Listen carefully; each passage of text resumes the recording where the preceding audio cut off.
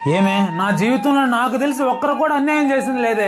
తినకో రూపాయి ఎత్తిపెట్టి కష్టపడి 15 లక్షలు ఎత్తిపెట్టానే. దాంతో అమ్మాయికి పెళ్లి చేసేద్దాం అనుకున్నానే. కానీ ఇంతలోనే అబ్బాయికి యాక్సిడెంట్ అయ్యి ఉన్నది మొత్తం ఖర్చు అయిపోయింది. నిజమేనండి, ఏ జన్మలో ఏ పాపం చేసేమో ఏమో ఈ జన్మలో ఉండే కష్టాలన్నీ మన వెంట తిరుగుతున్నాయి. ఏమే ఆ బ్యాంకు వాళ్ళు ఈఎంఐ కోసం వచ్చినట్టున్నారు. నన్ను అడిగితే లేడని చెప్పు. ఎవరు? ఏమ్మా వెంకటేశ్వర్లు ఉన్నాడా? ఆయన లేడండి. ఉన్నాడు లేమ్మా. అరే వెంకటేశ్వర ఎవరు? ఎరా మర్చిపోయావా? గుర్తు రావట్లేదు. ఎవరో వంగ పెట్టుకుతానంటే అన్ని గుర్తొస్తాయి.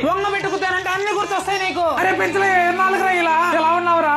నాకెవరా, నేను బ్రహ్మాండంగా ఉన్నాను. కానీ నువ్వే బాగలేవు. నిన్నాను నాకేమో నేను బాగున్నారా? ఇద్దరం ఒకేసారి చదువుకున్నావు. నేనేమో గొప్పగా ఉన్నాను, నువ్వేమో ఇలా. అరే చెప్తున్నాను, తప్పుగా అనుకోవద్దు.